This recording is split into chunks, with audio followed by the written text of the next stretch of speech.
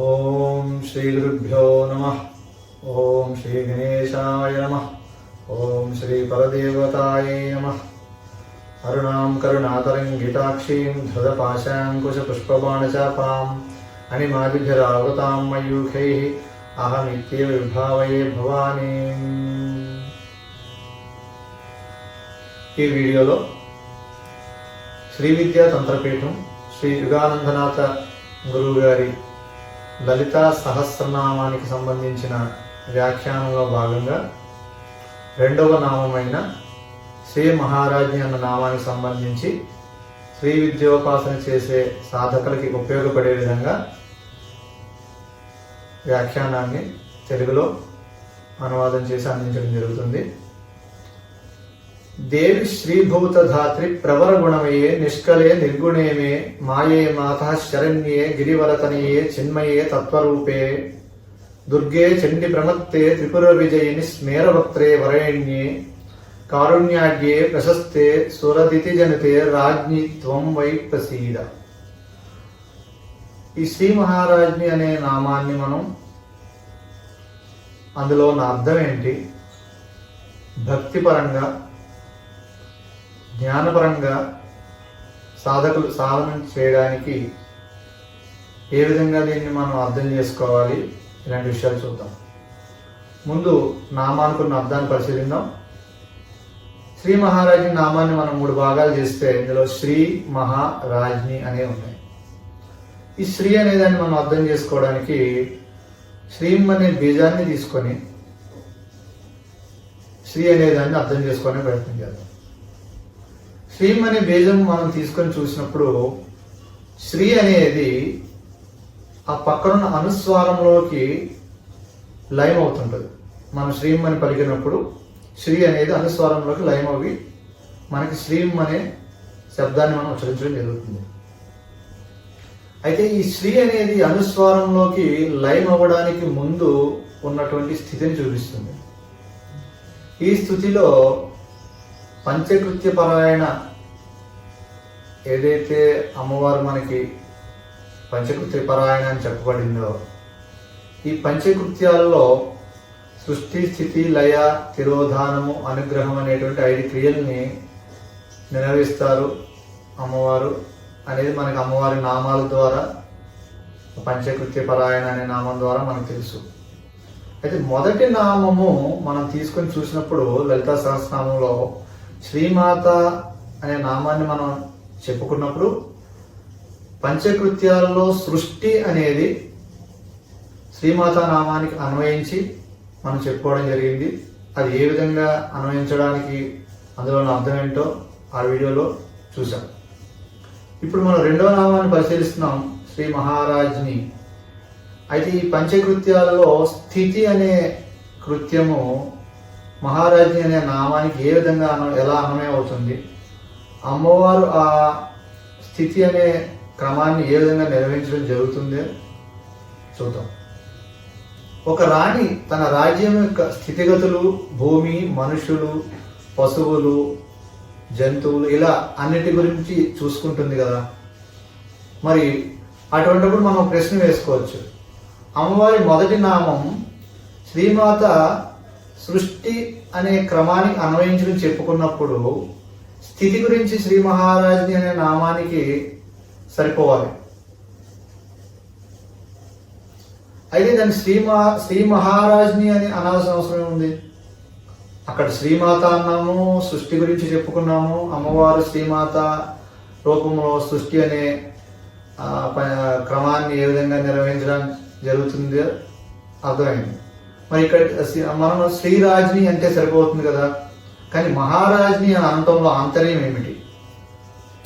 శ్రీమాత అని చెప్పినప్పుడు అమ్మవారు తల్లులకు తల్లి అని చెప్పుకున్నాం. ఇక్కడ శ్రీరాజ్ని నామం రాణులకు రాణిగా సరిపోవాలి కదా. మహారాజ్ని అని చెప్పడంలో ఆంతర్యం ఏమిటి? ఇది మనం అర్థం చేసుకోవాలంటే అసలు సృష్టి ఆవిర్భావ క్రమాన్ని మనకి శ్రీ విద్యోపాసన పరంగా కొంచెం అర్థం చేసుకోవడానికి ప్రయత్నిస్తే ఈ మహారాజ్ని ఎందుకు చెప్పారనేది తెలుస్తుంది. ఈ శ్రీ విద్యోపాసన ఈ క్రమంలో మనకి విశ్వం ఎక్కడి నుంచి ఆవిర్భావం చెందుతుంది అనేది మన బిందువుని చూసినప్పుడు ఆ బిందువు నుండి విశ్వం ఆవిర్భావం చెందుతుంది అనేది అర్థం చేసుకోవాలి. ఈ సృష్టి మొత్తం బిందువు నుండి ఆరంభమయ్యి తిరిగి అదే బిందువులోకి లయమైపోతుంది. శివతత్వము మరియు శక్తితత్వం అనేది బిందువు నుండి ఆవిర్భావం చెందుతున్నాయి. శక్తితత్వం మొదటి కలయిక ఏదైతే ఆ కదలిక ఉంటుందో, ఈ సృష్టి జరిగే క్రమంలో మొదటి కదలిక ఏదైతే ఉంటుందో ఆ కదలికను ప్రారంభించేది శక్తితత్వం.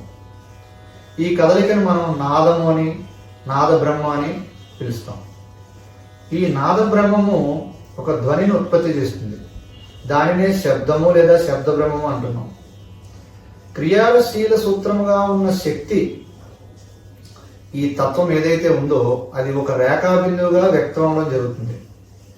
ఈ బిందువుకి విశ్వాన్ని మొత్తాన్ని సృష్టి చేయగలిగే సామర్థ్యం ఉంటుంది. ఈ రేఖామాత్రంగా ఉన్న బిందువు ఉదయిస్తున్న 1000 సూర్యుల తేజస్సుతో ఉండడం. దీని ఫలితంగా వచ్చే బిందువునే మనం కార్యబిందువు అని పిలుస్తాం.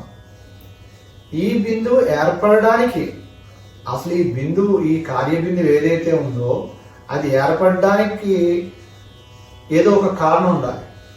ఆ కారణం కూడా ఒక బిందువే. ఆ కారణమైన బిందువుని కారణ బిందువు అంటున్నాం, లేదా దాన్నే పరాబిందువు అని కూడా పిలుస్తున్నారు. ఈ పరాబిందువు అని పిలువబడే ఈ బిందువులో శివశక్తి మరియు శక్తి యొక్క తత్వము రెండు కలిసి ఆ రెండు కూడుకొని, అంటే శివ మరియు శక్తి కలయికతో కూడినటువంటి ఈ సృష్టి మొత్తం ఉంటుంది. ఈ విధంగా శివతత్వము శక్తి తత్వాల కలయిక ఫలితంగా సృష్టి జరగడాన్ని కామకళ అని పిలుస్తారు. అవ్యక్త రూపముగా ఉన్న దానిలో ఏర్పడిన ఒత్తిడి లేదా కదలిక యొక్క ఫలితముగా స్పందనలు ఏర్పడతాయి. తద్వారా శబ్దం ఏర్పడుతుంది. ఈ శబ్ద బ్రహ్మము సకల సృష్టికి సారము. ఈ శబ్ద బ్రహ్మమే సకల సృష్టికి పునాది మరియు కారణము.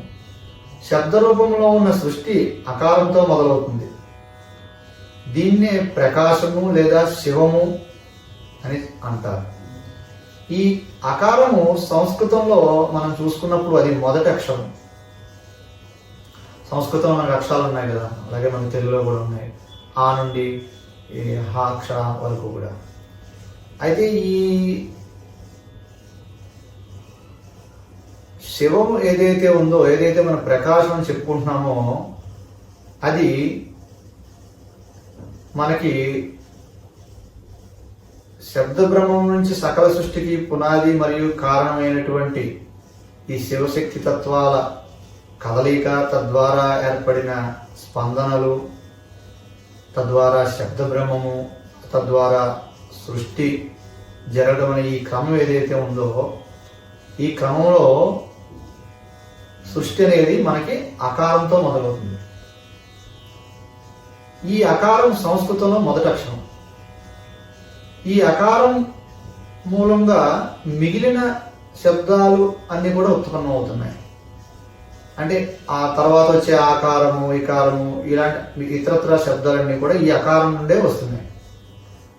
అంటే దీనికి ప్రమాణంగా మనం మైత్రి ఉపనిషత్తు, మాండూక్య ఉపనిషత్తు చెప్పడం జరిగింది. ఈ విధంగా ఈ అక్షరాలు ఏదైతే ఉన్నాయో వీటిని మాతృకా రూపాలుగా మనం చూస్తాం శ్రీ విద్యా సాంప్రదాయంలో. ఈ మాతృకా రూపాలు అనేవి కేవలం అక్షరాలు కాదు, అంటే వాటికి చేతనము లేని అక్షరములు మాత్రం కావు. ఇవి ఒక్కొక్కటి కూడా ఒక్కొక్క రకమైన తత్వాన్ని వ్యక్తపరిచే విధంగా ఉంటాయి. శబ్దము ద్వారా రూపం ఏర్పడుతుంది. పరమ చైతన్యము శివతత్వముగా అకారమయ్యి అది చివరున్నటువంటి అకారమునందలి శక్తి తత్వంతో కూడి ఫలితముగా ఆనంద రూపమైన ఆకారం ఏర్పడుతుంది. వీటి సంయోగం ద్వారా ఇచ్ఛాశక్తి, జ్ఞానశక్తి, క్రియాశక్తులు అనేవి సూక్ష్మ రూపంగా మరియు స్థూల రూపంగా ఏర్పడుతున్నాయి. ఇచ్ఛాశక్తి సూక్ష్మ రూపము ఈకారము, స్థూల రూపము ఈకారము, జ్ఞానశక్తి సూక్ష్మ రూపము ఊ అయితే స్థూలము ఊ అవుతుంది. ఈ విధంగా వివిధ తత్వాల సృష్టి కొనసాగుతుంది. ఆఖరి అక్షరం హా దగ్గరికి వచ్చేసరికి ఇది సమాప్తం అవుతుంది. హకారము విమర్శ రూపమైన శక్తిని సూచిస్తుంది. అకార హకార ప్రాముఖ్యం గురించి మనకి యోగిని హృదయంలో ఏం చెప్పారంటే, అకార సర్వవర్ణాగ్రయ ప్రకాశ పరమః శివ హకారోన్యంత కాలరూపో విమర్శాక్ష ప్రకీర్తిత. అహంలో అహం అని మనం తీసుకున్నప్పుడు అందులో ఆకారం, హకారం, మకారం, ఆ హ మ అహం అంటాం కదా. ఆకార హకార మకారాలు ఉన్నాయి. శివతత్వమైన అకారము శక్తితత్వమైన హకారంతో సంయోగం చెంది పురుషతత్వం ఆవిర్భావం చెందుతుంది.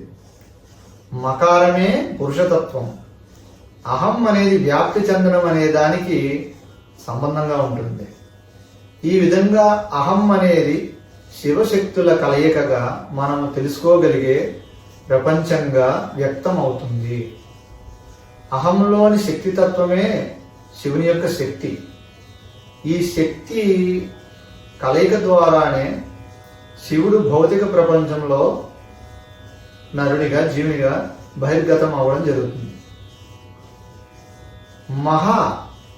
మనకి ఈ నామంలో మహారాజ్ని ఏదైతే ఉందో అందులో మహాని మనం చూసినప్పుడు అందులో మా హ ఆ దాన్ని అక్షరాలు దాన్ని అందులో మనం పలికే శబ్దాన్ని మనం విడగొట్టుకుంటే మా హ ఆ. ఈ మా హ ఆ అనేదాన్ని మనం వెనక నుంచి చదివినప్పుడు ఆ హ మా అవుతుంది. అదే అహం. అహం వచ్చింది కదా ఇప్పుడు. అయితే ఈ మహాలో ఉన్న శక్తి తత్వమే నరుని యొక్క శక్తి. తిరిగి ఇదే శక్తితో నరుడు తిరిగి శివునితో ఐక్యం చెందుతాడు. కాబట్టి మహాలో ఒక సంపూర్ణత, ఒక సమిష్టి భావం దాగి ఉంది. అందుకే మనకు వివిధ మంత్రాలు చూసుకున్నప్పుడు ఎలా ఉంటాయి?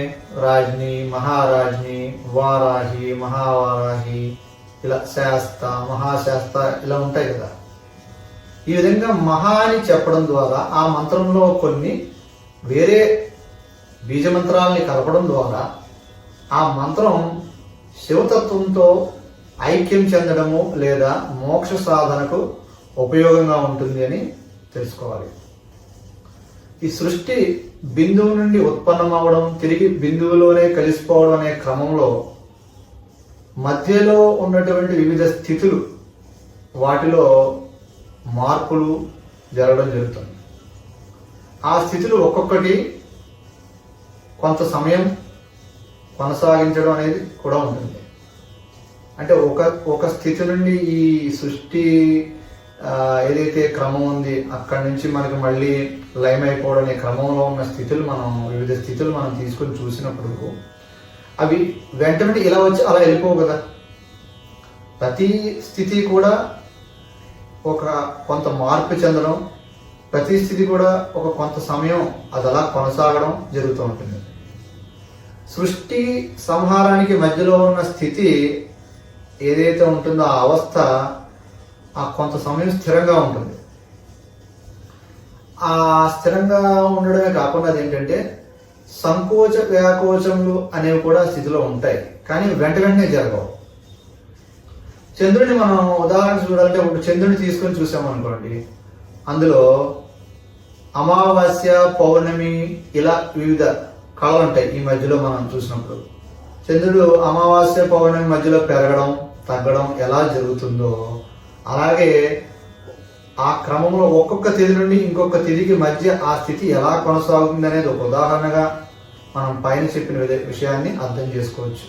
ఏదైతే మనం పైన చెప్పుకున్నామో ఆ సృష్టి నుంచి చివరి స్థితి వరకు ఏదైతే ఉంటుందో ఆ లైవ్ అయిపోవడం అనే స్థితి వరకు మధ్యలో ఉన్నదాన్ని ఈ చంద్రుడిలో జరిగే కళల్లో జరిగే మార్పుల్ని, అవి జరిగే వాటిలో స్థితుల్లో జరిగే మార్పును బట్టి మనం అర్థం చేసుకోవచ్చు. అలాగే చంద్రుడు మారుతున్నప్పుడు మనకి వివిధ రూపాల్లో ఎలా కనిపిస్తున్నాడో ఒకటే సృష్టి అనేది అమ్మవారి మాయాశక్తి వల్ల ఎన్నో రకాలుగా మనకు కనిపిస్తుంటుంది. ఒకటే చంద్రుడు కానీ మనకి రకరకాల రూపాల్లో కనిపిస్తూ ఉంటాడు ఆ పౌర్ణమి నుండి అమావాస్య, అమావాస్య నుండి పౌర్ణమికి మధ్యలో. అదేవిధంగా సృష్టి అనేది ఒకటే ఉంటుంది కానీ అమ్మవారి మాయాశక్తి వల్ల మనకి ఎన్నో రకాలుగా కనిపిస్తుంది. మహామాయగా మహారాజ్ని కూడా ఈ మాయను తన అదుపులో ఉంచుకుంటుంది. ఈ విషయం మనకు దేవి భాగవతంలో చెప్పడం జరిగింది. అందుకనే మహారాజ్ని అమ్మవారు మహామాయ కూడా అవుతున్నారు. మహారాజ్ని మరియు శ్రీ మహారాజ్ని అనే పదాలని మనం గ్రంథాల్లో ఒకదానికొకటి ప్రతిగా కనిపిస్తాయి. అంటే ఇక్కడ మనం శ్రీ మహారాజ్ని మహారాజ్ని ఇంచుమించుగా ఒకటే అర్థం వస్తుందని చెప్తున్నారు. అయితే ఇక్కడ శ్రీ అనేది మాత్రం పంచకృత్యాలలో ఒకటైన స్థితి క్రమం అనే దాన్ని మనకి గుర్తు చేస్తూ ఉంటుంది. ఈ సందర్భంలో శ్రీ మహారాజ్ని అంటే సృష్టి వ్యక్తమవ్వడం తిరిగి లయమవ్వడం క్రమంలో వివిధ స్థితులు జాగ్రత్తగా చూసుకునే ఒక పరదేవత అని మనం అర్థం చేసుకోవాలి. ఈ సృష్టి ఒక పూర్ణ స్థితిలో లేకపోవడం వ్యష్టి అని, పూర్ణ స్థితిలో ఉండడాన్ని సమిష్టి అని అంటున్నారు. ఈ స్థితులు మనం తీసుకుంటే అమ్మవారు రాజ్ఞిగా ఉన్నప్పుడు పూర్ణము కాని స్థితికి అనగా వ్యష్టికి రాణిగా, రాజేశ్వరిగా ఉన్నప్పుడు సమిష్టి అనగా పూర్ణమైన స్థితికి రాణిగా ఉంటారు. మహారాజ రూపంలో అమ్మవారు ఈ రెండు స్థితుల కొనసాగింపు మరియు వాటి మధ్య ఉన్న సంబంధ స్థితికి రాణిగా ఉంటున్నారు. మనం మహారాజ్ని అమ్మవారి మంత్రాన్ని తీసుకుని పరిశీలిస్తే అందులో 15 అక్షరాలు ఉంటాయి. దీన్ని పంచదశి విద్య లేదా పంచదశాక్షరి విద్య అని అంటారు. అయితే ఇక్కడ శ్రీ విద్య ఉపాసన సాంప్రదాయంలో మనకి ప్రసిద్ధమైనటువంటి శ్రీ విద్య పంచదశి ఏదైతే ఉంటుందో లలిత అమ్మవారికి సంబంధించింది, ఆ శ్రీ విద్య పంచదశి వేరు, ఇక్కడ మనం చెప్పుకుంటున్న మహారాజ్ని పంచదశి విద్య వేరుని గుర్తుంచుకోండి. ఉద్ధార కోశము, అగ్ని కార్య పద్ధతి మరియు రుద్రయామలం వంటి గ్రంథాలు మహారాజ్ని మంత్రాన్ని పంచదశాక్షరి అని చెప్పిన తర్వాత మహారాజ్ని పంచదశి మరియు శ్రీ విద్యా లలిత పంచదశి వేరు అని స్పష్టం చేశాయి. క్రియా సాధన మరియు మంత్రంలో రాజ్ని మరియు శ్రీ మహారాజ్ని మధ్య వ్యత్యాసం ఉంటుంది. వ్యష్టిలో కానీ సమిష్టిలో కానీ కొనసాగించడం అనే స్థితికి మహారాణిగా అమ్మవారిని మనం అర్థం చేసుకునే క్రమంలో వ్యష్టి సమిష్టి అనే పదాలు పరస్పరం ఒకదాని బదులు ఒకటి ఉపయోగించబడవచ్చు. ఎందుకంటే దేని గురించి మాట్లాడుకున్నా మనం ఆ స్థితికి సంబంధించి అమ్మవారి యొక్క ఆధిపత్యం ఏమిటి అనేదే మనకు ముఖ్యం. ఎందుకంటే మనం పంచకృత్యాలలో స్థితి అనే క్రమానికి అమ్మవారికి ఏ విధంగా అన్వయం జరుగుతుంది అనేది చూస్తున్నాం. కాబట్టి ఇక్కడ మనం ఏం గుర్తుపెట్టుకోవాలంటే వ్యష్టి సమిష్టి అనే పదాలు పరస్పరం ఒకదానికొకటి ఉపయోగించినప్పుడు మనం ఎలా మాట్లాడుకున్నా స్థితి అనేటటువంటి దానికి సంబంధించి అమ్మవారి ఆధిపత్యం ఉంటుంది.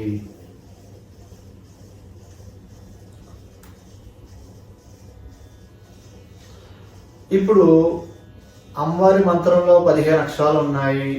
దాన్ని పంచదశిగా మనం చూస్తున్నప్పుడు ఆ 15కి ఉన్న విశిష్టత ఏంటి చూద్దాం. సంస్కృత వర్ణమాల అక్షరాలు మనం చూసినప్పుడు ఆ నుండి అం వరకు 15 అక్షరాలు ఉన్నాయి.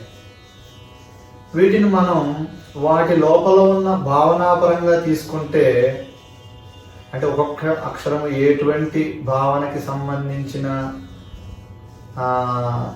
సూచన మనకి ఇస్తుందో దాన్ని అలా భావపరంగా అక్షరాలను మనం తీసుకున్నప్పుడు దాన్ని కళ అంటారు. అదే భాష్యంలో ఆ అక్షరాన్ని ఒక శబ్దశక్తిగా గ్రహిస్తే అప్పుడు అవి స్వరములు అవుతున్నాయి. మనకు తెలుసు హల్లులన్నీ కూడా అచ్చుల నుండే తయారవుతున్నాయి. ఈ అచ్చులు 15 కూడా చంద్రునిలో ఉన్న 15 కళలు, అలాగే ఒక పక్షంలో ఉన్న 15 తిథుల్ని సూచిస్తాయి. తంత్రరాజ తంత్రము అనే గ్రంథంలో శ్రీ విద్యా సాంప్రదాయంలో తిథి నిత్యలను సంస్కృత వర్ణమాల యొక్క అచ్చులుగా చెప్పారు. 16వ కళ అయిన అహను విసర్గ కళ అని పిలుస్తారు. ఇది పౌర్ణమి వలె సంపూర్ణమైన కళ. దీనినే అమృత కళ అని కూడా వ్యవహరిస్తారు.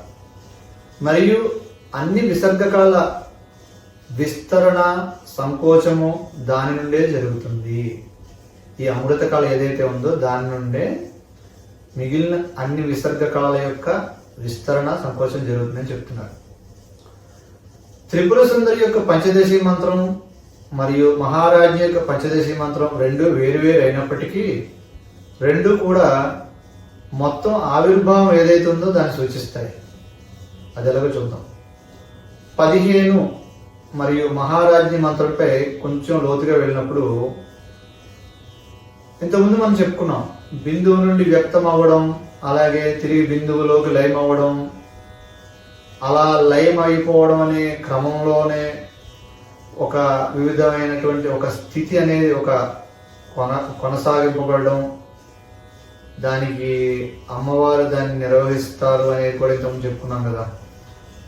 ఈ సృష్టి మరియు సంహారం ఈ క్రమంలో జరిగే సంకోచ వ్యాకోచాలు అనేవి ఒక పద్ధతిగా ఒక ప్రక్రియలో కొనసాగినప్పుడు వాటిల్లో వివిధమైన స్థితులు ఏదైతే ఉంటాయో అందులో ఉన్న ప్రతి స్థితి కూడా కొనసాగించబడడం అనేది చాలా ముఖ్యం. అంటే ఒక స్థితి నుండి ఇంకో స్థితికి వెళ్ళేటప్పుడు ఆ మధ్యలో కొనసాగింపు ఏదైతే ఉంటుందో అది చాలా ముఖ్యం. ఈ క్రమంలో ఇంతకుముందు మనం చెప్పుకున్న 15 కళలు అనేవి అమృత కళ నుండి వచ్చే వివిధ స్థితులను సూచిస్తాయని చెప్పవచ్చు. పూర్ణ కళ నుండి వెలువడి అందులోనికి లయం అవడంలో ఉన్న అవస్థ ఏదైతే ఉందో అది స్థితి క్రమముగా ఈ 15 కళల్లోనూ మనం చూడవచ్చు. ఈ కారణంగానే శ్రీ మహారాజ్ఞి విద్యను పంచదశాక్షరి విద్యగా గ్రంథాలు నొక్కి చెప్పాయి. సో ఇప్పుడు ఇంతవరకు మనం ఈ విధంగా శ్రీ మహారాజ్ఞి అనే అమ్మవారి నామానికి సంబంధించి ఏ విధంగా అర్థపరంగా ఉండేటువంటి భావాన్ని తెలుసుకున్నాం. ఇప్పుడు మహారాజ్ఞి అమ్మవారి యొక్క భక్తి సాధన చూద్దాం. భవాని త్వం దాసోమై వితర దృష్టిం సకరుణ. ఓ తల్లి భవాని, నేను నీ దాసుడను, కరుణతో కూడిన ఉదారమైన దృష్టిని నాపై ప్రసరించు తల్లి. ఈ శ్రీ మహారాజ్ అనే నామానికి మనకి ఏమి సూచిస్తుందంటే ఆ తల్లి అన్నింటికీ రాణి. నీవు అనేది ఏదైతే అహం అనేది మనం ఏదైతే ఉంటుందో ఆ నీవు అనే దానితో సహా ఒక దాసుడు ఏ విధముగా ఒక రాణిని ఆశ్రయిస్తాడో శ్రీ విద్యా సాధకులు ఆ విధముగా అమ్మవారిని ఆశ్రయించాలి. రాజ్యములో అందరూ ఏ విధముగా విశ్వాసపాత్రముగా అంకిత భావంతో మహారాణి పట్ల విధేయత కలిగి ఉండడం, అలాగే మహారాణి యొక్క తాను మహారాణి ఆ రాజ్యం యొక్క శ్రేయస్సు కోసం ప్రతి ఒక్కరూ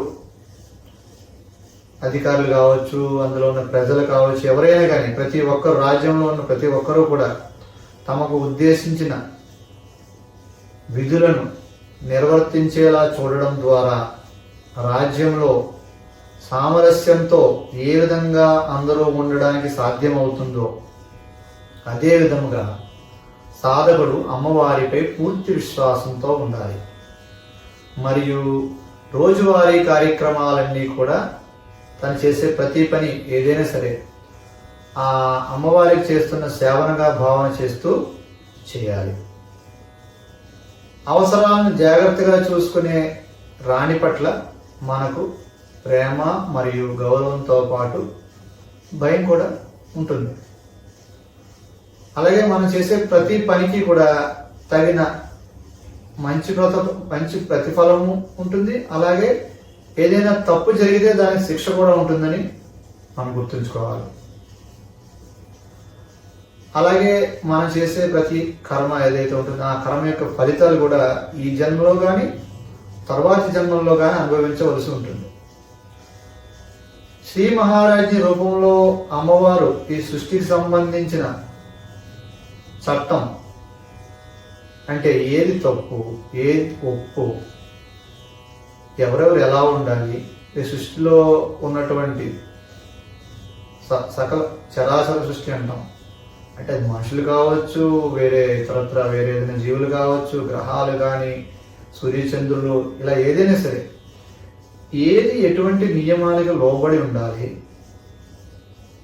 అనేది అమ్మవారు మహారాజ్ఞి కాబట్టి ఈ సృష్టికి సంబంధించినటువంటి ఆ చట్టాన్ని చేయడం, దాన్ని అమలు జరిగేలా చూడడం జరుగుతూ ఉంటుంది. కర్మఫలం అనేది ఈ సృష్టి మొత్తానికి వర్తిస్తుంది. కర్మఫలం అనేది కేవలం మనుషులకే కాదు, ఈ సృష్టిలో ఉన్న సకల చరాచర అన్నిటికీ కూడా ఆ అమ్మవారు ఏదైతే ఆ చేసిన చట్టం ఉందో అట్లాగే దాంట్లో ఉన్న కర్మఫలాలు ఏవైతే ఉన్నాయో సృష్టి మొత్తానికి వర్తిస్తాయి. ఏదైనా సంక్షోభము లేదా ఇబ్బంది ఉన్నప్పుడు రాణి రక్షిస్తుందని ప్రజలకు తెలుసు కదా. అదే విధముగా మన ఆలోచన విధానము వ్యక్తి శ్రేయస్సు, సమాజ శ్రేయస్సు కోసంగా ఉన్నప్పుడు శరణాగతి మరియు రక్షణ కోరుకునే వారిని రాణి చూసుకుంటుంది. అంటే మన ఆలోచన విధానం ఏదైతే ఉంటుందో అది కేవలం తన యొక్క శ్రేయస్కే కాకుండా తద్వారా సమాజంలో ఉన్నటువంటి పరిస్థితులకి తను చేసే సాధన కానీ తను చేసేటటువంటి కార్యక్రమాలు కానీ ఆ సమాజ శ్రేయస్సు కోసంగా కూడా ఉన్నప్పుడు మరియు అమ్మవారి పట్ల మనం పూర్తి శరణాగతితో ఉన్నప్పుడు మనం కోరుకునే రక్షణ ఏదైతే ఉంటుందో దాన్ని అమ్మవారు చూసుకుంటారు. ఒక సాధకుడు ఇబ్బందులు ఎదుర్కొన్నప్పుడు కంగారు పడకూడదు. ఎటువంటి ఇబ్బంది వచ్చినా సరే అమ్మవారికి లొంగిపోయి అమ్మవారి రక్షణ పొందాలి. అమ్మ నువ్వే నాకు శరణని అమ్మవారిని మనం అడగాలి. వ్యక్తిగత శ్రేయస్సు కంటే రాజ్యం యొక్క శ్రేయస్సుకి ప్రాధాన్యత ఉంటుంది. రాణి బాధ్యతగా ఈ సృష్టిలో ఉన్న మన అందరి వ్యక్తిగత మరియు సామాజిక అవసరాలను చూసుకుంటుంది. ప్రతి సాధకుడు తన జీవితంలో జరిగే ప్రతి సంఘటన కూడా ఇదంతా అమ్మవారి ప్రణాళిక అనే భావంతో తీసుకోవాలి. ఏది ఎందుకు జరుగుతుందో ఆ సాధకుడికి తెలియకపోయినా అమ్మవారు ఈ సమస్త సృష్టి కొరకు ఆ సమస్త సృష్టి యొక్క శ్రేయస్సు కోసం తను చేసే ఒక ప్రణాళికలో భాగంగానే ఇదంతా జరుగుతుంది అని అర్థం చేసుకోవాలి. ఇప్పుడు రాజ్యానికి అమ్మవారు ఉన్నారు, ఒక రాజు ఉన్నాడు, ఒక రాణి ఉంది. వారు ఆ రాజ్యంలో జరిగే ప్రతి కార్యక్రమంలో ప్రత్యక్షంగా పాల్గొనరు. అక్కడ ఉన్నటువంటి వివిధ ఉద్యోగులు లేకపోతే ఆ రాణి గారి ఆ రాజుగారి యొక్క ప్రతినిధులు వాళ్ళ ద్వారా పనులు చేయడం జరుగుతుంది కదా. సో అదే విధంగా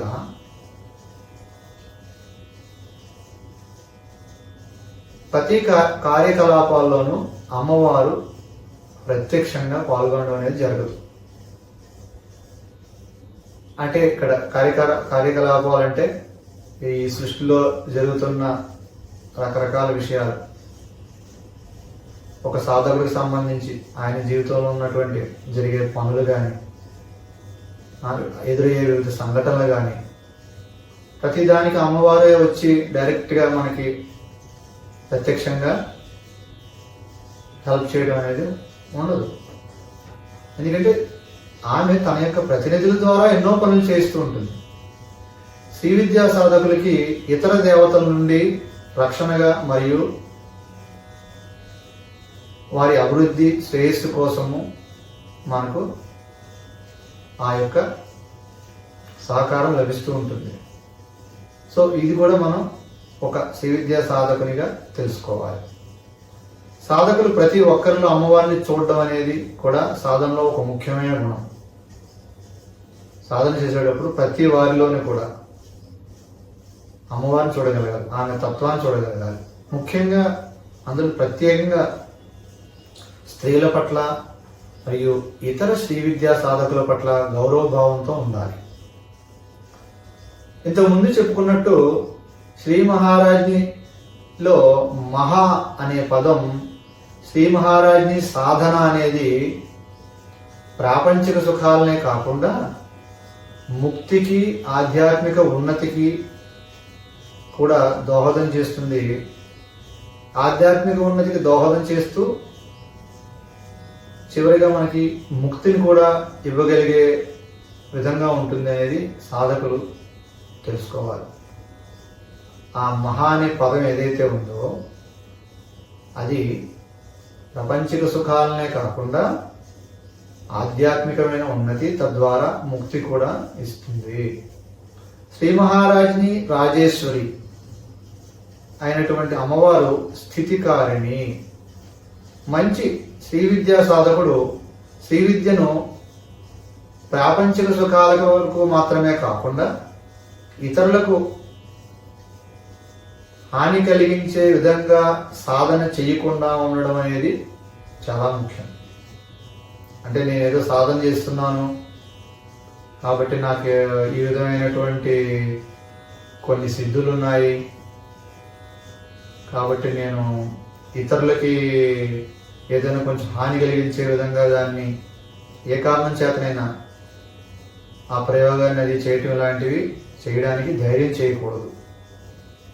ఎందుకంటే శ్రీ విద్య ప్రధానంగా మోక్ష విద్య మరియు భౌతిక ప్రయోజనాలు అనేవి అమ్మవారి ఉపాసన వల్ల, దేవి కృపతో, అమ్మవారి కృపతో వాటంతట అవే కలుగుతాయి. ఒక సాధకుడికి, ఒక ఉపాసకుడికి, తనను పూర్తిగా నమ్మినటువంటి ఆ భక్తుడికి ఏమి ఉండాలి, ఏమి ఉండకూడదు, ఏది మంచిది, ఏది చెడు అనేది అమ్మవారే ఆ ఉపాసన వల్ల తగిన జాగ్రత్త తీసుకుంటుంది.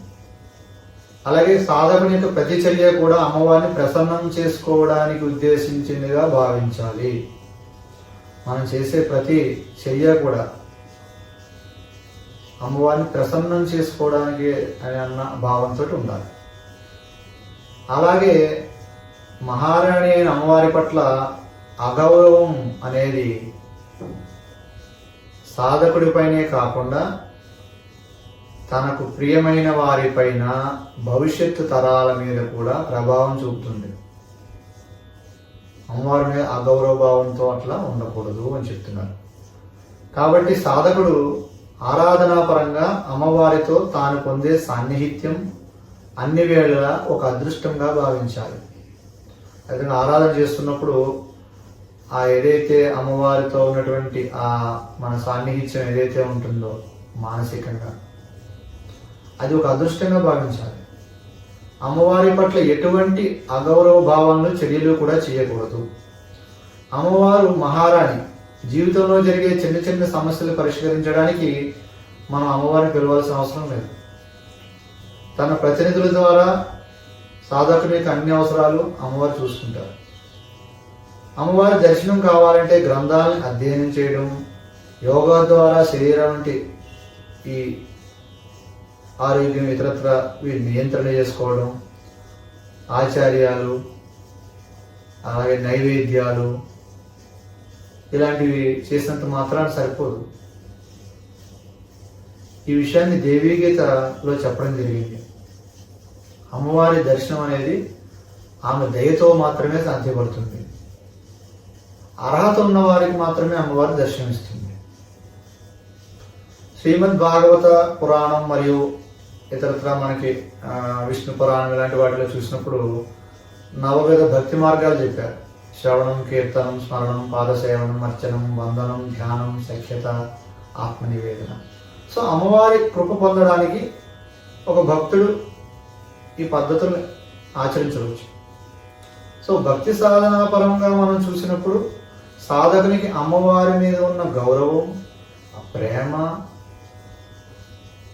అమ్మవారు తనని రక్షణ చూసుకుంటుంది అనేటటువంటి ఒక ఆ భావం, నమ్మకం, ముఖ్యంగా దాస్యభావం, తల్లి నేను నీకు దాసుడను అనేటువంటి ఒక దాస్యభావం, ఇవన్నీ కూడా శ్రీ మహారాజ్ని అనే నామంతో ముడిపడి ఉంటాయి.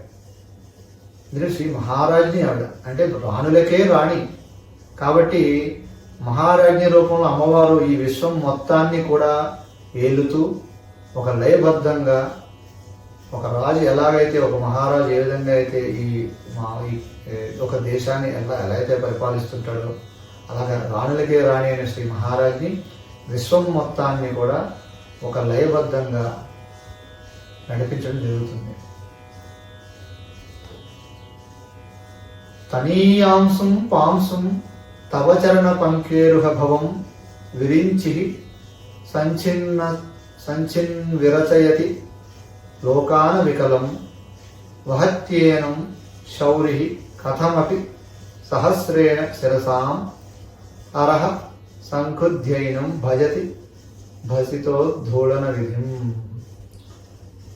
మనకు సౌందర్యలహరిలో వస్తుంది శ్లోకం. అమ్మవారి యొక్క పాదపద్మముల యొక్క ధూళి ప్రభావంతో త్రిమూర్తులు బ్రహ్మ విష్ణు మహేశ్వరులు వారి వారి పనులు చేయగలుగుతున్నారు. భక్తి సాధన కోసం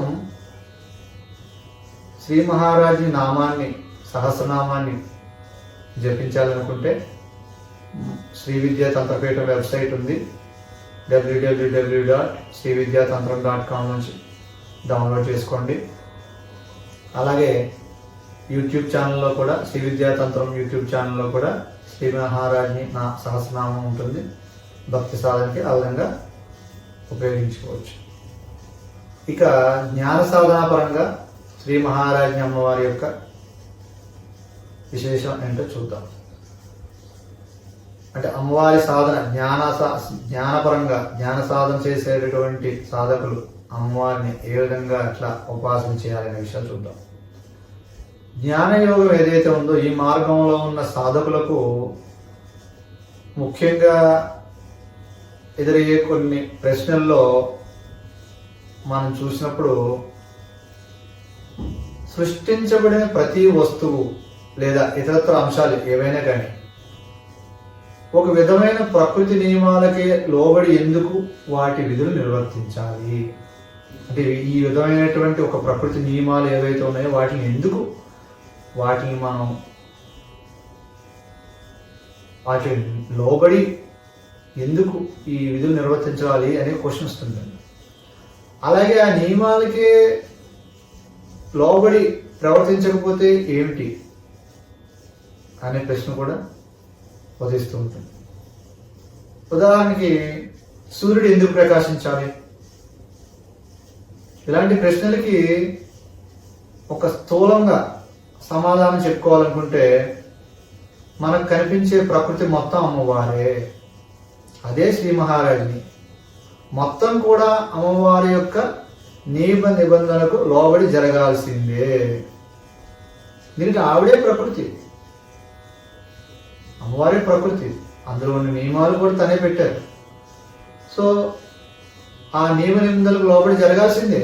ఆ ప్రకృతిని, ఆ సృష్టిలో ఏదైతే భాగం ఉందో చరాచరం అన్నీ కూడా ఆ నియమానికి లోబడి జరగాల్సిందే. కఠోపనిషత్తులో మనకు చూసినప్పుడు ఏ విధంగా చెప్పారంటే, యదిదం కించ జగత్ సర్వం ప్రాణ యజతి నిశ్రుతం మహద్భ్యం వజ్రముద్యతం ఏతద్వి ద్వరమృతాస్తే భవంతి భయాదస్యాగ్నిస్తపతి భయాత్తపతి సూర్యః భయాదింద్రశ్చ వాయుశ్చ మృత్యుర్ధావతి పంచమః. దీని అర్థం ఏంటంటే, ఈ విశ్వము ఆవిర్భావానికి కారణమైన శక్తి ఏదైతే ఉందో అది ఒక పిడుగుపాటు లాంటిది. అంటే అంత తీవ్రమైన శక్తి అనమాట అది. అంటే ఇప్పుడు సృష్టిలో ఎవరైతే వారి వారి నిర్దేశిత విధులను నిర్వర్తించడంలో అమ్మవారి యొక్క నియమపాలన జరగదో, ఎవరైతే వారికి ఇచ్చిన విధులను సరిగా నిర్వర్తించరో, ఆ నియమాలకు లోబడి కానీ ఇంకో రకంగా కానీ, వారికి అమ్మవారు ఒక పిడుగు మన మీద పడితే ఎలా ఉంటుందో ఆ విధంగా శిక్షిస్తుంది. అమ్మవారు అంటేనే ఒక తీవ్రమైన శక్తి అని చెప్పారు కదా. సో ఆ ఎవరైతే తప్పుదోవ పడుతున్నారో వారికి ఆ నియమాలను ఎవరైతే అతిక్రమిస్తున్నారో వాళ్ళకి ఒక పిడుగు పడితే ఏ విధంగా ఉంటుందో ఎవరి మీద ఆ విధంగా అమ్మవారు శిక్షిస్తారు. సరిగ్గా ఇదే భయంతో అగ్ని కావడం అనేటటువంటి తన పని చేస్తుంది, సూర్యుడు ప్రకాశించడం అనేటువంటి తన పని చేస్తాడు, ఇంద్రుడు, వాయువు, అలాగే మృత్యుదేవత మరియు అందరూ కూడా ఇతరులందరూ కూడా ఆ భయం ఏదైతే ఉందో ఆ భయం వల్లే తమ తమ కర్తవ్యాలను తూచా తప్పకుండా నిర్వహించడం జరుగుతుందని ఈ కఠోపనిషత్తు వాక్యం ఏదైతే ఉందో దానికి అర్థం. ఇక్కడ అంతర్లీనంగా మనం అర్థాన్ని చూసినప్పుడు అగ్ని మండటం అనటం అనే పని చెయ్యట్లేదు అనుకోండి, అప్పుడు ఏం జరుగుతుంది? ప్రకృతిలో ఏదైనా ఒకటి తన పని తాను చెయ్యకపోతే ఏమవుతుంది? వేరే రకంగా ఆ సమతుల్యత ఏదైతే ఉంటుందో దాన్ని కాపాడాల్సిన క్రమంలో ప్రకృతి ఏం చేస్తుందంటే వేరే ఏదో విధంగా దాన్ని భర్తీ చేసేస్తుంది. ఇదంతా కూడా ఏంటంటే మనం ఒక యజమాని ఉన్నారు అనుకోండి, ఆయన దగ్గర పనిచేసే సేవకులు ఉంటారు.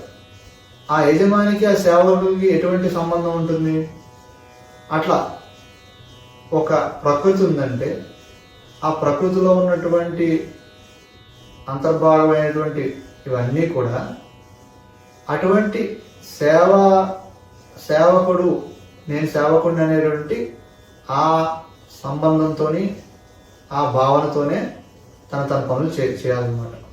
అలాగే స్థితి అనేది ఏదైతే ఉందో అది కొనసాగించడము అనేది దాన్ని భరించే వాళ్ళు ఉంటారు అని కూడా అర్థం చేసుకోవాలి. ఇక్కడ అమ్మవారు నిమిత్త కారణ రూపంగా ఉంటారు.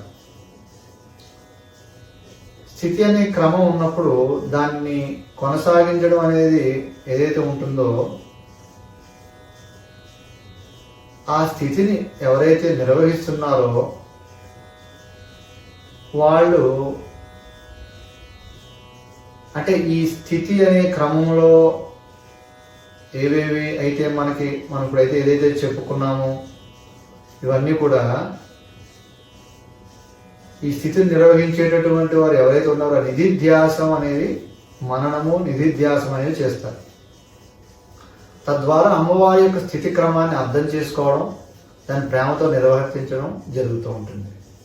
అయితే ఇక్కడ ఒక ప్రశ్న వస్తుంది, స్థితి క్రమం నిర్వహణలో ఎవరి విధులు వారు చేస్తున్నప్పుడు అమ్మవారు చేస్తున్న ఎన్నో సృష్టిల్లో ఈ ప్రకృతి మొత్తం అనేది ఒక లయబద్ధంగా ఎలా ఉంటుంది, ఒకదానితో ఒకదానికి ఉన్న సంబంధం ఏమిటి? ఈ ప్రశ్నకు సమాధానం ఏంటంటే విశ్వం అనేది శాశ్వత తత్వముతో కూడుకొని ఉండగా వ్యక్తిగత రూపాలు మాత్రమే అశాశ్వతం. అమ్మవారు ఈ విశ్వంలో జరిగే ప్రతి సృష్టికి కూడా కారణభూతమైన ఒక విశ్వ చైతన్య జ్ఞానము. అర్థం చేసుకోవడానికి కొంచెం వివరంగా చూద్దాం.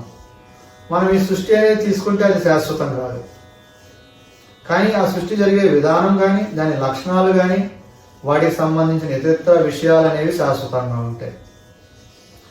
మనం సృష్టికర్త బ్రహ్మ అంటాం. బ్రహ్మ అని అన్నప్పుడు అక్కడ ఎన్నిసార్లు సృష్టి జరిగినా కూడా ఏ సృష్టి అయితే జరిగిందో దానికి సంబంధించిన నిర్దిష్ట జీవితకాలం ఉంటుంది. అది అయిపోతూనే ఆ సృష్టి అలాగే దాన్ని సృష్టించిన బ్రహ్మ కూడా ఉండడు. మరి మన సృష్టిగత బ్రహ్మ అని ఎలా చెప్తున్నాం అంటే ఇక్కడ బ్రహ్మ అన్నప్పుడు ఏంటంటే ఏదో ఒకానొక సృష్టికి సంబంధించిన ఒకానొక బ్రహ్మ అని మాత్రం కాదు. బ్రహ్మ అనేది ఒక సార్వత్రిక నామంగా తీసుకొని బ్రహ్మ అంటే ఏంటంటే ఇక్కడ దాన్ని ఆ సృష్టించడం అనేటటువంటిది ఏదైతే ఉందో దాన్ని నిర్వహించే ఒక కారకుడు. ఆ కారకుడికి మనం ఇచ్చిన పేరు బ్రహ్మ. ఆ విధంగా చూడాలి. దేవతలు మరియు జీవన రూపాలు అన్ని రూపాలు కూడా ఏదో ఒక సమయంలో నశించినప్పటికీ ఈ విశ్వానికి సంబంధించిన లక్షణాలు మరియు వాటికి సంబంధించిన విధులు అనేవి శాశ్వతంగా ఉంటాయి. సంహార క్రమంలో సృష్టి మొత్తం సంహరించబడడం జరుగుతుంది, నశిస్తుంది. కానీ తిరిగి మళ్ళీ కొత్త సృష్టి జరగడానికి సంబంధించిన విశ్వ చైతన్య జ్ఞానం ఏదైతే ఉందో అది శాశ్వతంగా ఉంటూ ఆ సృష్టి నశించినప్పుడు అది అవ్యక్త రూపంగా ఉంటుంది. మనకి ఈ శృతి అనగా వేదాల్లో చెప్పిన విధానంగా చూస్తే ఋగ్వేదంలో మహానారాయణ ఉపనిషత్తులో సూర్యుడు మరియు చంద్రుడు సృష్టి యొక్క కాలచక్రంలో ఇంతకు ముందు వలె తిరిగి సృష్టించబడ్డారని చెప్పింది. అంటే ఇంతకు ముందు వలె అంటే ఇంతకుముందు ఎన్నో సృష్టిలు జరుగుతున్నాయి, సో అదే మళ్ళీ రిపీట్ అవుతూ ఉంటుంది అన్నమాట. అలాగే స్మృతి ప్రమాణం తీసుకుంటే, అంటే మనం మహాభారతం తీసుకుంటే, ఇంతకు ముందు సృష్టించబడిన దేవీ దేవతలు సృష్టి క్రమంలో సృష్టించబడ్డారని చెప్పారు. కాబట్టి విశ్వం శాశ్వతంగా ఉంటుంది. సృష్టి క్రమంలో వచ్చిన దేవతలు ఇతరత్ర జీవులన్నీ నశిస్తున్నాయి. స్థూలంగా చూసినప్పుడు సూర్యుడు మరియు భూమి కేవలం మనకు ఒక పదార్థ రూపంగా, ఒక ద్రవ్యరాశిగా కనిపిస్తున్నప్పటికీ వాటికి సంబంధించిన చైతన్య రూపంగా ఉన్న ఒక మేధస్సు కూడా ఉంటుంది. ఆ మేధస్సు ఆ పదార్థానికి సంబంధించి దానికి ఉద్దేశించిన విధులను నిర్వహిస్తుంది అన్నమాట. అంటే ఇప్పుడు భూమి, సూర్యుడు ఒక పదార్థ రూపంగా చూసినప్పుడు అది మనకు అలా కనిపిస్తుంది, కానీ దాంట్లో ఒక చైతన్య రూపంగా అంతర్లీనంగా ఒక మేధస్సు కూడా ఉంటుంది అన్నమాట. మన సూర్యుడు అదే, సో దీన్ని మీద ఆధారపడే మనం ఒక సూర్యుడిని ప్రార్థించడం కానీ, ఒక భూదేవికి నమస్కారం పెట్టడం, ఇవన్నీ చేస్తాం. ఏం చేస్తాం? మనం సూర్యుడిని ప్రార్థిస్తాము, భూదేవిని భూమాత అని అంటున్నాము. అంటే ఏంటి? మనం చేసే ప్రతి నమస్కారం కూడా, ఆ ప్రార్థన ఏదైతే ఉందో అది ప్రతి ప్రార్థన కూడా స్థూల రూపంగా ఉన్న పదార్థానికి చేస్తున్నామా? చూస్తే అదంతా ఒక పదార్థం కదా, ఒక ముద్ద, ఒక భూమి కానీ, ఒక సూర్యుడు కానీ ఒక పదార్థం కనిపిస్తున్నాయి. కానీ మనం చేసే నమస్కారం ఆ పదార్థానికా? కాదు. మనం చేసేది దానిలో ఉన్న కాంతి, వేడి, ఇంకా మరి ఇతర లక్షణాలు కలిగిస్తున్న ఏదైతే జ్ఞాన చైతన్యంతో కూడిన ఏ శక్తి అయితే ఉందో ఆ శక్తికి. అంతే కదా. ఎవరైనా చనిపోయినప్పుడు శరీరం అనేది ఏదైతే ఉంటుందో, స్థూల శరీరం అనేది అచేతనంగా ఉంటుంది, అందులో ఏం కదలికలు ఉండవు. కానీ ఆ వ్యక్తి మనల్ని వదిలి వెళ్ళిపోయాడు అంటున్నాం. శరీరం ఇక్కడే ఉంది, మరణించిన శరీరం ఉంది, కానీ వ్యక్తి ఎవరో వెళ్ళిపోయాడు అంటున్నాం. ఏంటి ఆ వ్యక్తి అంటే, మనం ఆ వ్యక్తిలో ఉన్న ఏదైతే చైతన్య శక్తి ఏదైతే ఉందో ఆ వ్యక్తి బతికి ఉన్నప్పుడు తినడానికి, నడవడానికి మరియు ఇతరత్ర చర్యలకు ఉపయోగపడిందో ఆ చైతన్య శక్తి ఏదైతే ఉందో అది వెళ్ళిపోయింది. ఇదే కదా మన అర్థం. కాబట్టి సృష్టిలో ప్రతిదీ శాశ్వతమైన విశ్వ చైతన్య జ్ఞానశక్తి వలన ఉత్పన్నం అవ్వడం, కొనసాగింపబడడం అనేది జరుగుతూ ఉంటుంది. అలాగే సృష్టింపబడిన ప్రతి రూపము కూడా వ్యక్తిగతమైన చైతన్య జ్ఞానాన్ని కలిగి ఉంటుంది మరియు విశ్వ చైతన్య జ్ఞానశక్తితో అనుసంధానం కలిగి ఉంటుంది. శ్రీ మహారాజ్ఞి అమ్మవారు నిమిత్త మరియు ఉపాదాన కారణభూతంగా ఉండటమే కాకుండా స్థితి క్రమం యొక్క స్థూల రూపానికి కూడా కారణం. ఒక సాధకుడు మరియు అదే విధముగా అన్ని విధములైన ఆవిర్భావంలో కూడా శ్రీ మహారాజ్ఞి అనుసంధానించబడే ఉండడం జరుగుతుంది. సాధనలో తగినంత పరిపక్వత సాధించినప్పుడు ఒక ప్రశ్న వస్తుంది చివరిగా. ప్రతిదీ అమ్మవారి నుండే వచ్చినప్పుడు ఎందుకు భిన్నంగా ఉన్నాయి? నేను వేరొకరికి భిన్నంగా ఎందుకు పుట్టాను? ఈ జనన మరణ చక్రం నుండి స్వేచ్ఛ పొందడం ఎలా? ఇక్కడ మనకి గురువు యొక్క అవసరం ఉందన్నమాట. ఈ విధమైనటువంటి జ్ఞానం కావాలంటే, ఇటువంటి ప్రశ్నలకి మనం సమాధానం కావాలంటే మనం గురువు ద్వారా ఈ కర్మ, దాని యొక్క బంధాల్లో ఉన్న చిక్కులు, దాని నుండి ఎలా బయటపడాలో తెలుసుకోగలుగుతాం. అమ్మవారు విశ్వవ్యాపకంగా ఉంటారు. వ్యక్తమైన రూపాలు, అవ్యక్తమైన రూపాలు అన్నిటిలో కూడా అమ్మవారు విశ్వవ్యాపకంగా ఉంటారు. కానీ కర్మ సిద్ధాంతంలో ఉన్న అన్ని నియమాలు అన్నిటికీ వర్తిస్తాయి. పరమ చైతన్యం అనేది మొదలు ఎక్కడో తెలియని ప్రవృత్తికి సంబంధించిన 3 గుణాలు సత్వ, రజస్తమస్ కలిగి ఉంటాయి. ప్రతి వ్యక్తి మునుపటి కర్మల ద్వారా ప్రభావితం అవ్వడం మరియు కొత్త కర్మలను చేయడం వాటి ఫలాలను మూటగట్టుకోవడం అనేది చేస్తూ ఉంటాడు. ఈ కర్మ 3 రకాలుగా ఉంటుంది. మునుపటి జన్మల నుండి పేరుకుపోయిన కర్మ సంచిత కర్మ, అలాగే ఒక నిర్దిష్ట శరీరానికి కేటాయించబడిన సంచిత కర్మ ప్రారంభ కర్మ అవుతుంది. తాను జన్మ తీసుకున్న శరీరంతో చేసే కొత్త కర్మల్ని ఆగామి కర్మ అంటారు. పరమాత్మ చైతన్యం ఈ కర్మ విషయంలో నిష్పాక్షికంగా ఉంటుంది. ఎటువంటి పక్షపాతము ఉండదు. ప్రతి ఒక్కరూ అతని లేదా ఆమె యొక్క పనులు ఏదైతే ఆ కర్మ ఫలితం ఏదైతే ఉంటుందో దానికి ఆధారంగా ఫలితాలు పొందడం జరుగుతుంది. వ్యక్తిగత కర్మ మరియు శ్రీ మహారాజ్ని మధ్య సంబంధాన్ని 3 స్థాయిలలో అర్థం చేసుకోవచ్చు. ఒకటి కర్మ వ్యక్తపరచబడడం, రెండోది వ్యక్తం కాకపోవడం, 3 విశ్వానికి సంబంధించిన మరియు వ్యక్తిగతానికి సంబంధించిన ఒక అంశంగా కర్మను తీసుకొని చూసినప్పుడు అది అమ్మవారితో సంబంధించిన ఏ విధమైన దృష్టికోణంతో చూడాలనేది 3వ అంశం. శాక్తానంద తరంగిణి ఒక గ్రంథంలో మనకి ఏం చెప్పారంటే, కర్మణా జాయతే జంతు కర్మణైవ ప్రలీయతే దేహే వినష్టే తత్కర్మ పునర్దేహం ప్రపద్యతే తథా ధేను సహస్రేషు వస్తో విందతి మాతరం తథా శుభాశుభం కర్మకర్తారం అనుగచ్చతి. ఒక వ్యక్తి కర్మతో జన్మించాడు మరియు కర్మతో మరణించాడు, మరియు తర్వాత శరీరంలో కూడా కర్మ జత చేయబడుతుంది. తన యొక్క కర్మ ఫలితంగా మనం ఎలా అయితే ఒక బట్టలు మార్చుకుంటామో అలాగే అనేక రకమైన శరీరాలు మార్చబడతాయి. ఇది కర్మ వ్యక్తమవడం అంటే ఇదే. దేవి గీతలు చూసినప్పుడు తస్యాం కర్మణి జీవానాం జీవా కాలశ్చ సంచరే అభేదేన విలీనాః స్యుః సుషుప్త్యౌ వ్యవహారవత్ స్వసక్తేశ్చ సమాయోగాదహం బీజత్మతాం గతా స్వాధారా వర్ణత్తస్య దోషత్వం చ సమాగతం. సుషుప్తిలో ఏ విధంగా జీవుల యొక్క అన్ని కర్మలు కరిగిపోతున్నాయో ఆ సమయంలో కర్మలు నాలోనే ఐక్యమైపోతున్నాయి.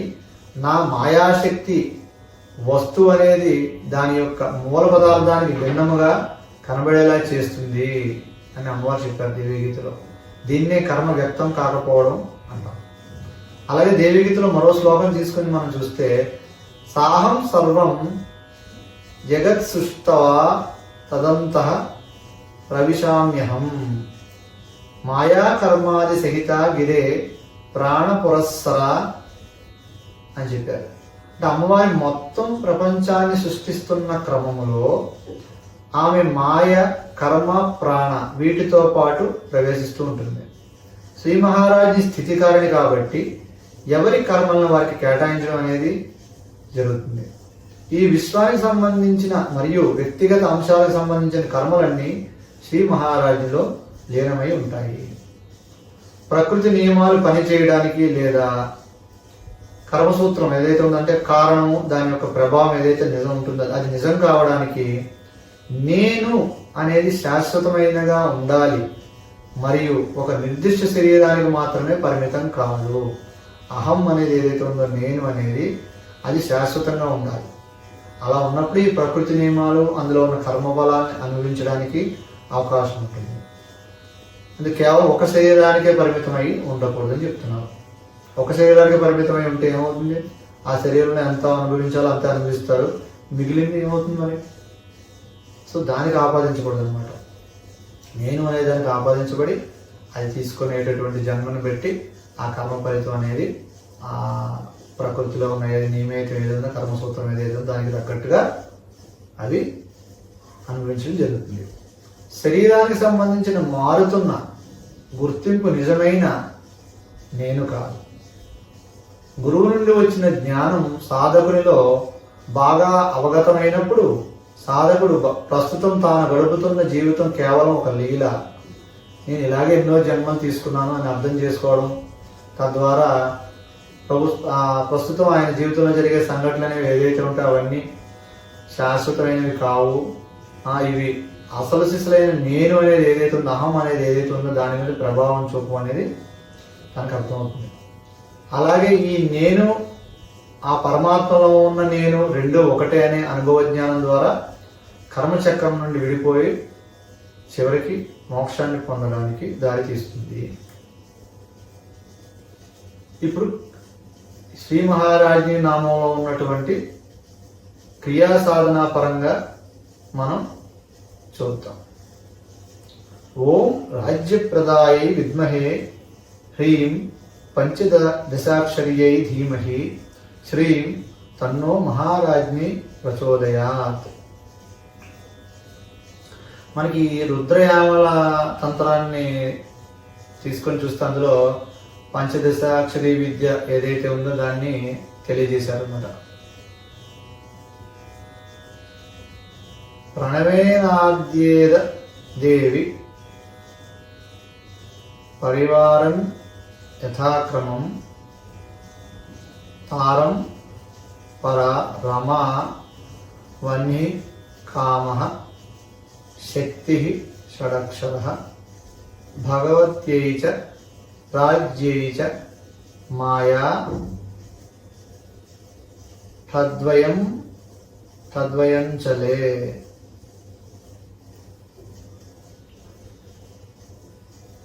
శ్రీ విద్య ఏదైతే ఈ మహారాజ్కి సంబంధించింది ఏదైతే మనకి ఇప్పుడు చెప్పారో అదే కాకుండా ఉద్ధార కోశం అని ఒక గ్రంథంలో ఈ విధంగా చెప్పడం జరిగింది. తతో రాజ్ఞి మంత్యేద్ధారః తారం లజ్జా శ్రియం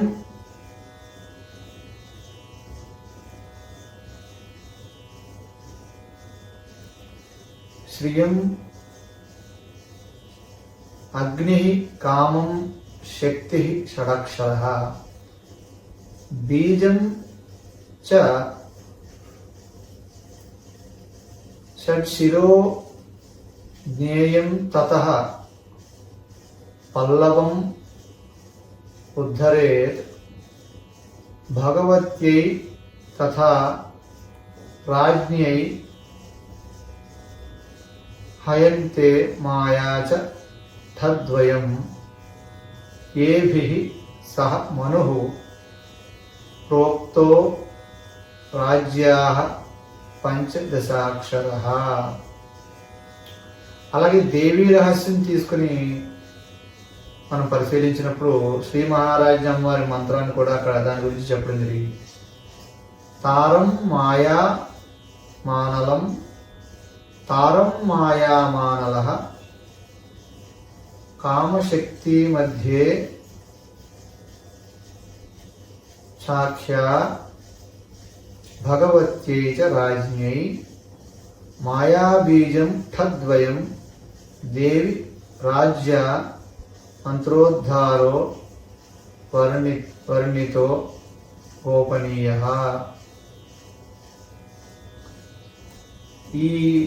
ఇప్పుడు మనం ఏదైతే చెప్పుకున్నామో ఈ దానికి సంబంధించిన మహారాజ్ఞి విద్యకు సంబంధించినటువంటి రుద్రయామ తంత్రం నుంచి అలాగే దేవీ రహస్యం నుండి మనం చూసాం కదా. ఈ రకంగా చూస్తుంటే ఈ మంత్రం ఎలా ఉందంటే ఓం హ్రీం శ్రీం రాం క్లీం సౌః భగవత్యై రాజ్ఞై హ్రీం స్వాహ.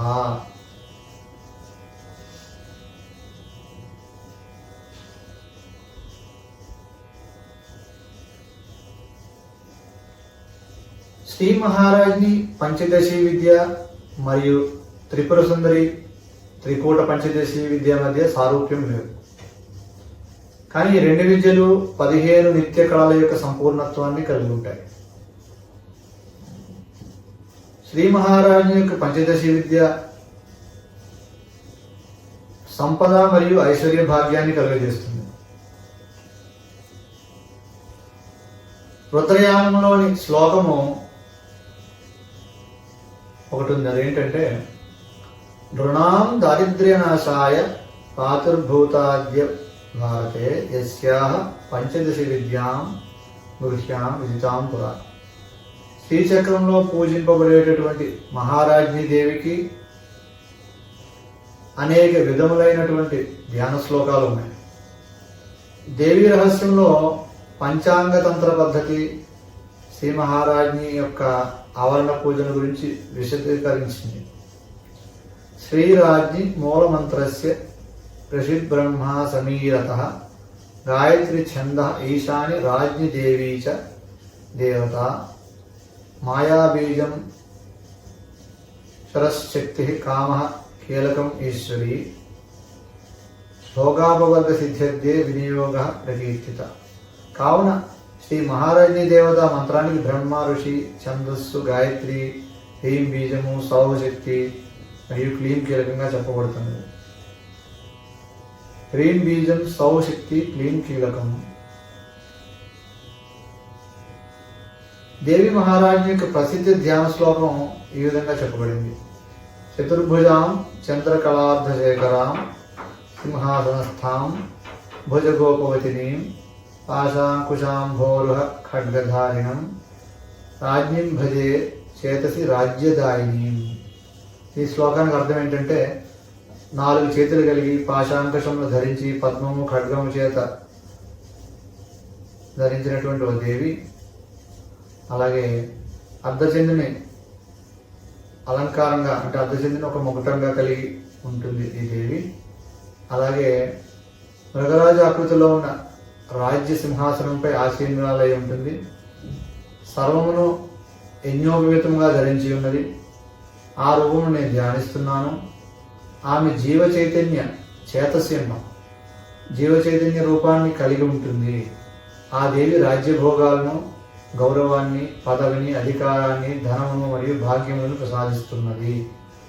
సాధకుడు కనులు మూసుకొని దేవిని ఇలా ధ్యాన రూపంలో ఊహించుకోవాలి. ఇప్పుడు ఏదైతే అమ్మవారి ధ్యాన శ్లోకానికి అర్థం చెప్పుకున్నామో ఆ అర్థాన్ని ధారణ చేస్తూ ఊహించుకోవాలి.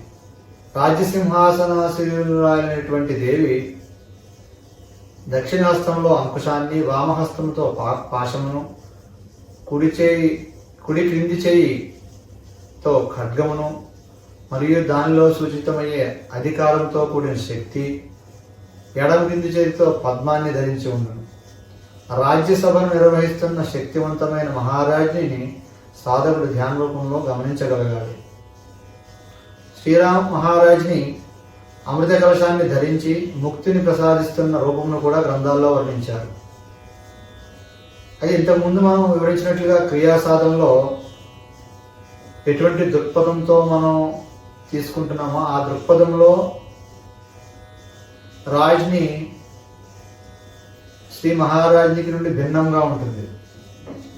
రాజ్ఞీదేవి మంత్రము, న్యాసము, ధ్యానము, గాయత్రి మరియు పూజ శ్రీ మహారాజ్నికి చెందిన వాటి కంటే భిన్నంగా ఉంటాయి. ఓం హ్రీం శ్రీం రాం రాజ్ఞి భగవత్యై నమః.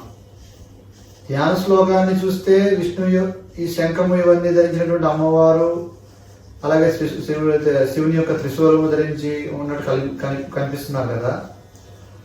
అదే అమ్మవారు మనకి శివుని యొక్క అర్ధాంగిగా రాజ్ఞి యొక్క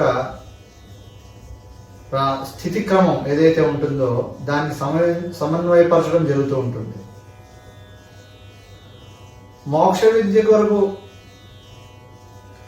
మహారాజ్ఞి అమ్మవారి మంత్రాన్ని మనం బీజాలతో జత చేసినప్పుడు శ్రీ మహారాజ్ఞి మంత్రం ఉద్భవిస్తుంది.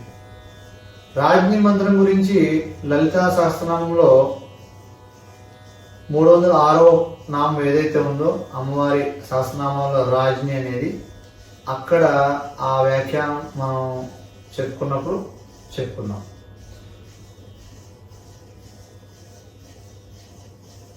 దేవీ రహస్యంలో శ్రీ మహారాజ్ఞి మంత్రం ఇచ్చిన ప్రమాణం ఆధారంగా ఆ బీజం యొక్క విన్యాసాన్ని మనం చూస్తే ఓం హ్రీం నమః మూలాధారే, ఓం శ్రీం నమః స్వాధిష్టానే, ఓం రాం నమః అనాహతే, ఓం క్లీం నమః మణిపూరే, ఓం సౌః నమః విశుద్ధే, ఓం హ్రీం నమః ఆజ్ఞా, ఓం స్వాహ నమః బ్రహ్మరంధే. సో రాజ్ఞి మంత్రంలో బీజాక్షరాలు మనం పరిశీలిస్తే అవి రామ్ అనే బీజంతో అనాహతం వద్ద ముగియడం మనం చూడవచ్చు. పైన చెప్పుకున్నాం కదా, ఓం హ్రీం శ్రీం రామ్ రాజ్ఞి భగవత్యై నమః. అక్కడ బీజాక్షరాలు అనేవి ఓం హ్రీం శ్రీం రామ్ తర్వాత నామం వచ్చేసింది. సో రామ్ దగ్గర ఇవి ముగుస్తున్నాయి. అంటే ఏంటి, రామ్ అనేది ఇప్పుడు ఈ న్యాసంలో చూసిన విధంగా రామ్ అనేది అనాహతం దగ్గర న్యాసం చేశాం. కాబట్టి అనాహతంలో జీవాత్మకు సంబంధించిన వ్యక్తిగత అవగాహన ఉంటుందనేది మనకు తెలుసు. రాజ్ని మంత్రంతో మూలాధారం నుండి కుండలిని ఈ అనాహతం వరకు పైకి తీసుకువెళ్ళి తద్వారా ఆత్మకు సంబంధించిన స్వజ్ఞాన సాక్షాత్కారం సాధించవచ్చని దీన్ని బట్టి మనం అర్థం చేసుకోవచ్చు. మహారాజ్ని మంత్రంలో శక్తి అనేది మణిపూరకం వద్దకు చేరుతుంది. అక్కడ కీలకం అనే ప్రక్రియ జరుగుతుంది. అక్కడి నుండి బ్రహ్మరంధ్రం వరకు పైకి వెళుతుంది. అక్కడ బ్రహ్మరంధ్రంలో లయం చెందడం జరిగి బ్రహ్మరంధ్రం పరమాత్మ స్థానం కనుక మహామంత్రాల సాధన ద్వారా అక్కడ జీవాత్మ పరమాత్మ ఐక్యం చెందడం అనే జ్ఞానం కలుగుతుంది. కాబట్టి మహారాజ్ని మంత్ర సాధన అంతర్గత చేతనను మనం అర్థం చేసుకోవడంలో సహాయపడుతుంది. తద్వారా ఈ చేతన శరీరంలో ఉండే ప్రాణానికి సంబంధించిన ఎరుక అనేది కలుగుతుంది. అప్పుడు ఈ అంతర్గతంగా ఉన్న చేతన విశ్వంలో ఉండే చైతన్యానికి తనలో ఉన్న చైతన్యానికి ఎలాంటి సంబంధం ఉంది అనేది అర్థమవుతుంది. స్థితి క్రమంలో అమ్మవారే మహారాజ్నిగా చేతసిగా ఉండి వ్యక్తి మరియు విశ్వములను ప్రకాశవంతం చేస్తూ ఉంటారు. శ్రీ మహారాజ్ని క్రియా సాధన కోసం ధ్యానము, మంత్రము మరియు మంత్రార్థాలు తెలియజేయడం జరిగింది. ఇప్పటి వరకు ఈ వ్యాఖ్యానాన్ని వింటున్న సాధకులు ఈ సాధనాత్రయం భక్తి జ్ఞాన క్రియాపరమైన అవగాహన వచ్చిందని ఆశిస్తున్నాము. తద్వారా ఈ భక్తి జ్ఞాన క్రియా సాధన అనేది శ్రీ విద్యోపాసకులను మహారాజ్ని పేరుతో అమ్మవారు ఏ రూపంతో అయితే మహారాజ్ అనే రూపంతో ఉన్నారో ఆ మహారాజ్ అనే రూపంలో ఉన్న సంబంధం ఏమిటి అనేది ఈ భక్తి జ్ఞాన క్రియాపరంగా వాళ్ళు ఆ సాధన చేసినప్పుడు అనుభవపూర్వకంగా తెలుసుకోవడానికి ఈ వ్యాఖ్యానం ఉపయోగపడుతుందని ఆశిస్తున్నాం. సావద్యం నిరవద్యమస్తు యది వాక్యం వానయా చింతయా న్యూనం వ్యాఖ్యానమిదం పఠిష్యతి జానో యస్యాస్తి భక్తిస్త్వై సంచింత్యాపి లఘుత్వమాత్మని దృఢం సంచాయమానం హఠత్ తద్భక్త్యా ముఖరీకృతేన రచితం యస్మాన్మయాపి ధ్రువం. నేను అజ్ఞాని అయినప్పటికీ ఈ వ్యాఖ్యానం భక్తితో కూడిన మేధస్సు నుండి వచ్చింది కాబట్టి అది అభ్యంతరకరమైన లేదా అభ్యంతరకరం కాకపోయినా ఖచ్చితంగా మీ భక్తులు భక్తి తత్వాన్ని ప్రతిబింబించే ప్రయత్నం చేస్తారని నమ్ముతున్నాం. సర్వం శ్రీ మహారాజ్ని చరణారవిందార్పణమస్తు. ఈ వీడియోలో లలితా సహస్రనామంలోని 2వ నామమైన శ్రీ మహారాజ్ని అనే నామానికి సంబంధించి శ్రీ విద్య తంత్రపీఠ గురువులు శ్రీ యుగానందనాథ వారు చేసిన సాధనకి సంబంధించి వ్యాఖ్యానం వివిధ బోధనాంశాలు వివరించడం జరిగింది. ఈ వీడియో చూసినందుకు అందరికీ ధన్యవాదములు. ఓం శ్రీ మహారాజ్ని భగవత్యై నమః. ఓం శాంతి శాంతి శాంతి.